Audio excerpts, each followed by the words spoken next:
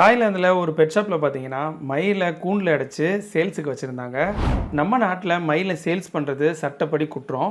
ஆனால் தாய்லாண்டில் மயிலை சேல்ஸ் பண்ணலாம். ஏன்னா மயில் பார்த்தீங்கன்னா தாய்லாண்டோட நேட்டிவ் பறவை கிடையாது. தாய்லாண்ட்லேயும் ஒரு மயில் இருக்குது. ஆனால் நம்ம ஊரில் இருக்கிற மயில் மாதிரி நீல கலரில் இருக்காது, அது பச்சை கலரில் இருக்கும்.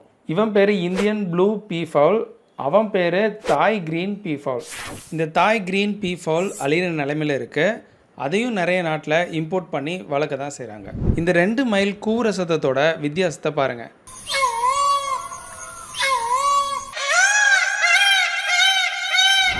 அப்புறம் அந்த சேல்ஸுக்கு இருக்கிற மயிலை எப்படி கொண்டு வந்தாங்க ப்ரோன்னு கேட்டிங்கன்னா, இந்தியாவில் மட்டும் இல்லை, ஸ்ரீலங்கா, பாகிஸ்தான், பங்களாதேஷ்லேயும் ப்ளூ பீஃபவுல் நேட்டிவாக இருக்குது. அது மட்டும் இல்லாமல் மற்ற நாடுகள்லேயும் மயிலை இம்போர்ட் பண்ணி ப்ரீட் பண்ணுறாங்க. இந்த கடையில் 2 மேல் அப்புறம் 2 ஃபீமேல் வச்சுருந்தாங்க. ஒரு பேரோட ரேட் 15,000 பாட் சொன்னாங்க. 15,000 பாட்டுனா நம்ம ஊர் காசுக்கு 41,500 ரூபாய். இங்கே நிறையா பச்சைக்கிளி கூட வச்சுருந்தாங்க. இதை பற்றி அடுத்த வீடியோவில் பார்க்கலாம். மறக்காமல் நம்ம சேனலை சப்ஸ்கிரைப் பண்ணி வச்சுக்கோங்க.